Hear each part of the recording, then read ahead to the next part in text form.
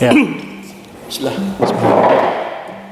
Assalamualaikum, di program podcast IUS TV bersama Pak Agung dari ketua alumni ketua itu, Ikatan Alumni ITB. Ya, Kang gimana Bang? Siap, alhamdulillah saya Kang. Mengenai terkait dengan Kang Agung sebagai calon nih, maju dengan pesaingnya ada Kang Ani, Kang Pujan, apa nih? Siap Kang. Ya memang di kondisi yang serba tidak pasti seperti sekarang ya Kang ya. Artinya kita melihat sendiri di global aja ya terjadi perang. Dua jenis perang sebetulnya. Perang tarif atau perang dagang dengan perang senjata. Ya betul, memang ini kita rasakan juga akhir-akhir ini aja, coba kita simak ya kayak Iran versus Israel gitu, belum selesai sampai sekarang. Kemudian India Pakistan, bahkan di regional pun terdapat ada ketegangan antara Thailand dengan Kamboja, dan Indonesia pun sebetulnya bersiap tuh dengan Myanmar, meskipun bahasanya istilahnya operasi militer selain perang lah kayak gitu untuk ini. Ada potensi ketegangan lah ya di sini. Kemudian ada isu terkait dengan efisiensi anggaran. Ini bukan terjadi di Indonesia aja sebetulnya, tapi di Singapura gitu ya, di ASEAN, di Vietnam kemarin kan dia membubarkan ini pemerintahan di level kota dan provinsinya dibubarin kan. Nah berikutnya layoff ya. Layoff ini bukan hanya terjadi di perusahaan-perusahahan kecil atau nggak terkenal, tapi perusahaan gede kayak di oil and gas. Petronas 5.000 layoff. PHK itu Kang. Terus Slumberzi, salah satu perusahaan asing ya, kontraktor migas gitu. Teman saya bilang dia kerja di Singapura, ada layoff juga. Di Indonesia investasi yang awalnya mau masuk balik lagi gitu. Jadi memang kondisi sekarang bisa dibilang kondisi yang tidak pasti. Kita juga melihat apa istilahnya penurunan daya beli ya di masyarakat ya. PHK banyak. Betul, efisiensi dan banyak turunannya, sehingga kita merasa bahwa berkelompok itu bekerja secara berkelompok adalah salah satu yang lebih aman daripada sendiri-sendiri. Nah atas dasar itu saya sendiri berinisiatif untuk istilahnya menguatkan komunitas terdekat saya, yaitu komunitas alumni ITB ini, untuk direkatkan kembali lebih solid lagi gitu ya di tengah kondisi yang tidak pasti seperti sekarang ini. Dan yang terpenting sebetulnya kita sebagai alumni ITB harus menjadi garda terdepan untuk membantu pemerintah justru. Jadi saya punya tagline gitu ya, artinya komitmen bahwa insya Allah di tangan kepemimpinan saya nanti kalau terpilih gitu ya ITB akan saya bawa menjadi mitra strategis pemerintah dalam bidang inovasi, teknologi, dan pembangunan. Baik. Nah, apa nih visinya nih? Aku maju ketua ITB kali ini. Betul, oke. Visinya itu adalah kita ingin menciptakan ekosistem produktif gitu berbasis pada hasil dan solid gitu. Nah, karena ini pengejawantahan apa yang sudah kami lakukan, Kang. Jadi memang saya punya histori lah, long short story, saya tuh pernah bangkrut gitu ya. Collapse tahun 2014. Saya ini backgroundnya adalah engineer sebetulnya, engineer di bidang elektronik pertahanan. Saya 2002, fisika 2002, lulus 2008, kemudian berprofesi sebagai engineer gitu, elektronik. Waktu itu kita banyak bekerja sama dengan TNI Angkatan Laut. Jadi kita mengembangkan teknologi kemaritiman lah, kurang lebih kayak gitu. Kemudian saya berjalan sebagai perusahaan, saya bikin perusahaan kayak gitu, dan pada akhirnya bangkrut juga 2014. Nah ketika bangkrut itulah akhirnya saya kembali pulang ke teman-teman ITB. Jadi sempat ada cerita curhat gitu ya, ke Jakarta, tidur, tinggal, dan makan bergantung di kepengurusan Ikatan Alumni ITB zaman itu, tahun 2014. Saya benar hutang Kang ini sebelumnya Bang Sawaludin Lubis di kepengurusan beliau lah kayak gitu, kembali ke alumni gitu ya, dan pada akhirnya dibantu juga oleh alumni. Jadi kalau misalnya pertanyaannya apa manfaat ITB untuk Anda, nah kebetulan saya sendiri pernah mengalami manfaatnya kurang lebih kayak gitu, dan akhirnya saya beritikat gitu ya, menetapkan hati untuk akan berkegiatan di Ikatan Alumni. Nah, 10 tahun lebih saya berkegiatan, 5 tahun saya berkegiatan di IAITB Jawa Barat, zamannya Kang Arfi. Kemudian yang terakhir tuh di zamannya Kang Jalu, alhamdulillah diamanati sebagai sekjen pada saat itu. Dan memang program yang utamanya waktu itu adalah program vaksinasi lah kurang lebih. Jadi untuk COVID. Ini pertama kali vaksinasi dilakukan di sini. Jadi untuk berkegiatan di Ikatan Alumni ITB mah kayaknya udah cukup hafal lah. Dan memang satu-satunya yang menjadi keresahan saya itu adalah adanya gap antara golongan yang lebih senior, katakanlah kami ini milenial gitu ya, dengan yang belasan, yang mulai lulus 2010, 2011, 2012 dan sampai 2020 nih. Gen Z lah kalau kita bilang ya, gitu. Dan kenapa saya juga melihat bahwa kami tuh alhamdulillah terdapat banyak peluang, Kang, banyak peluang. Termasuk juga peluang untuk membuka lapangan pekerjaan. Dan karena kami juga memang berada di circle strategis ya di bidang pertahanan, dan pertahanan itu tidak harus selalu ngurusin pertahanan, tapi ada yang namanya ketahanan nasional tuh, ketahanannya bagian dari itu. Penguatan masyarakat di misalnya di daerah, penguatan ekonominya, penguatan generasi dan lain sebagainya. Jadi kita pun udah menyiapkan sih Kang kayak semacam program-program yang mudah-mudahan bermanfaat bukan untuk khususnya ya teman-teman belasan, misalnya kita punya jalur gitu ya yang misalnya ingin sekolah ke luar negeri ke Australia. Kami sempat bertemu tuh sama Bu Hetifah ya, Ketua Komisi 10 Golkar, beliau kan fokus di bidang pendidikan ya. Mungkin nanti kita bisa banyak nantinya ya kita coba follow up untuk kerjasama terkait dengan program-program beasiswa ke luar gitu, ke luar negeri gitu ya. Yang kedua ada outsourcing. Kita juga ada relasi outsource yang bisa membuka pintu ke job market yang ada di luar negeri gitu ya Kang. Jadi banyaklah peluang, termasuk saya sendiri juga insya Allah kita udah mulai selain menjajaki ya kerjasama dengan perusahaan militer di Turki, industri pertahanan di Turki, dan insya Allah mudah-mudahan kita bisa bikin fasilitas produksinya di Indonesia. Investasi kita udah siapkan.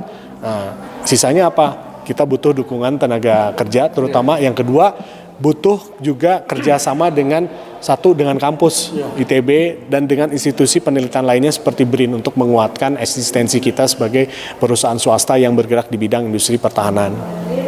Baik, gimana nih lawan saingan nih? Ada Kang Angin, Puja, gimana nih Kang Agung? Ya, saya melihat dua sahabat saya ini, satu senior saya, abangku Bang Angin gitu ya, yang memang beliau saya lihat memiliki strong point di jejaring ya, karena beliau sudah lama gitu berkegiatan di Ikatan Alumni ya, dan sudah istilahnya kontribusinya banyak lah ya. Kan beliau ini lama di Kongres gitu ya, banyak menjabat sebagai ketua gitu ya, yang tentunya punya strong point tersebut gitu di sana.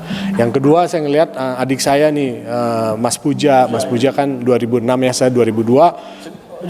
Junior, saya melihat strong point dia sebagai edukator itu memang dibutuhkan kan, ya kan, terutama melihat background beliau yang memang istilahnya berangkat dari pemain digital gitu, startup digital gitu, IT gitu yang memang jadi tren sekarang, dan beliau pun aktif melakukan kegiatan-kegiatan pelatihan gitu. Itu menurut saya sangat bagus lah, itu menjadi strong point. Jadi kalau saya melihat sih dua saingan ini punya strong point yang luar biasa gitu. Berat nih saya sebenarnya di pertarungan sekarang ini gitu, karena dua pesaingnya hebat-hebat. Gimana kamu pas awal datang ke ITB pakai uang besar setengah ya? 250. Kalau kalah gimana? Ya itu bukti istilahnya bagian dari ini ya, kontribusi saya pribadi terhadap organisasi gitu. Karena bentuk kalau kalah balikin. Kalau kalah katanya peraturannya setengahnya yang dibalikin. Setengahnya ya. Ya artinya itu bentuk bagian dari istilahnya atensi kami terhadap organisasi lah. Itu nggak jadi masalah sih sebenarnya kami itu pun soal itunya mah gitu. Nah gimana nih kalau terpilih ke Agung, apa yang akan difokuskan sebagai ketua ITB ini? Kalau menang apa yang akan digarap? Nah, kembali lagi tadi ke yang menjadi objektif ya. Kita ingin menjadi mitra strategis pemerintah ya. Karena di kondisi sulit dan tidak pasti seperti ini, kolaborasi antara pemerintah dengan entiti lain gitu. Saya katakan Ikatan Alumni ini sebetulnya ormas, Kang. Karena secara badan hukum kan perkumpulan ya. Yayasan ya? Bukan perkumpulan kalau secara organisasinya, ya kan. Cuman ormasnya isinya intelektual ya, intelektual ya, alumni ITB lah yang memang beragam potensinya. Beragam potensi, ada pengusaha, ada yang peneliti, ada yang di pemerintahan gitu ya, ada di korporasi gitu, baik di dalam maupun di luar, ada donatur, berbagai inilah apa istilahnya bidang yang memang menurut saya sih hebat-hebat, kalau disatukan pasti keren.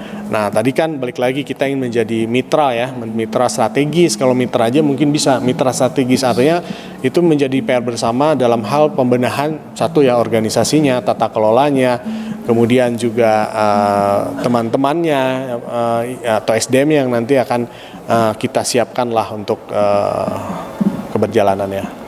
Kalau nggak terpilih apa nantinya? Kalau nggak bisa nggak terpilih gimana? Apa akan kembali ke usaha atau gimana? Oh ya, kalau saya sendiri memang pengusaha, Kang. Kalau misalnya dibandingkan yang lain, kayaknya yang pengusaha saya sendiri sih. Artinya kalau Bang Angin kan beliau pejabat ya, pejabat di Badan Otorita Borobudur ya, di bawah Kementerian Pariwisata ya. Kemudian Mas Puja ini edukator sebetulnya, entrepreneur juga sih. Cuman lebih banyak ke bidang pendidikan gitu, yang murni pengusaha tuh saya sebetulnya. Dan saya sendiri dalam menjalankan usaha itu bareng-bareng dengan teman-teman lain, bukan berarti satu perusahaan ya, tapi kita bikin konglomerasi kecil sebetulnya, Kang. Ini kafe ini termasuk bagian dari konglomerasi yang kita buat juga gitu ya. Ada kafe, ada bidang properti, IT, pertahanan. Jadi banyak ragam lah ya ininya, yang sebetulnya idenya ini mau kita bawa eskalasi atau kita scale up ke ranah Ikatan Alumni begitu ya. Artinya saya sendiri sebetulnya satu dari keluangan waktu lebih banyak ya, karena sudah didelegasikan.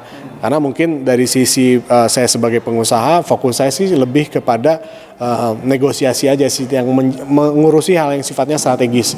Jadi artinya lebih banyak waktu yang saya pikir bisa diluangkan di Ikatan Alumni. Jadi kalau misalnya tidak terpilih, kalau saya sih open ya, artinya kalau misalnya diajak sama pemenang, hayu, nggak juga ya nggak apa-apa gitu. Terserah sih nanti gimana ininya, gimana obrol-obrolannya, tergantung nanti dengan siapa yang menang gitu. Ini kalau menang itu berapa ribu suaranya kalau menang? Berapa suara minimal? Kalau kita misalnya, ya itu kan ditentukan nanti berapa jumlah suara yang ada di DPT ya, Kang ya. Suara yang sah ya. Sekarang kan targetnya kita kan 20.000 ya, Kang ya. Nah ada 3 calon berarti ya sekitar 5.000 6.000 lah kalau dibagi ya, karena pengalaman yang sebelumnya juga di sekitaran itu sih, Kang. Nah DPT udah oke ya? DPT sejauh ini masih berproses sih, Kang. Masih ongoing. Kenapa dikesal 2000 Juli tanggal 20? Kenapa? Nah itu nggak tahu, itu kebijakan dari apa istilahnya panitia pemilu ya, panpelnya aja sih saya nggak. Bisa nggak berubah kalau undang-undang kan harusnya kan kontem nih? Kok gimana secara artinya boleh nggak kayak gitu? KPLT selang bisa pakai bom apa KPLT? Gimana sebenarnya? Nah itu nanti bisa detailnya ditanyakan sama panpel aja, Kang, karena saya peserta. Saya bukan dalam kapasitas menjawab itu sebetulnya. Saya bukan dalam kapasitas menjawab itu karena kita mah istilahnya nurut ya apa yang gimana panpel. Baik, terakhir nih Pak Agung nih. Kalau misalkan nanti Pak Agung terpilih menang, ada nggak semacam solusi buat alumni TIB yang belum kerjaan atau gimana? Oh tentu, Kang. Pertama memang yang langkah pertama yang akan saya lakukan adalah reach out ke teman-teman yang lebih muda ya, khususnya Gen Z ya. Nah karena kami di bidang bisnis gitu ya, kami pengusaha dan kami bersama-sama, artinya kita adalah bagian dari circle konglomerasi. Artinya tentunya yang offering yang kita tawarkan justru itu.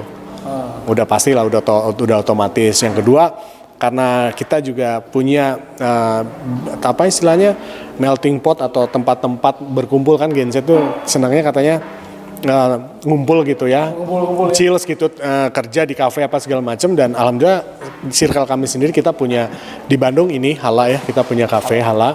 Kemudian kita juga itu yang Warpas itu mau kita, bekas Warpas itu mau kita bikin kafe juga gitu ya.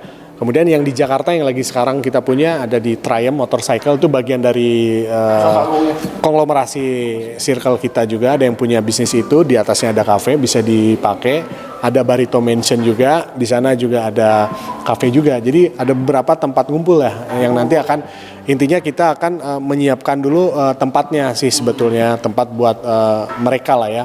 Nah mungkin dari sana harapannya ketika bisa jadi melting pot itu kan nanti ada interaksi Kang. Nanti interaksinya pun nggak hanya sesama mereka tapi lintas generasi gitu ya.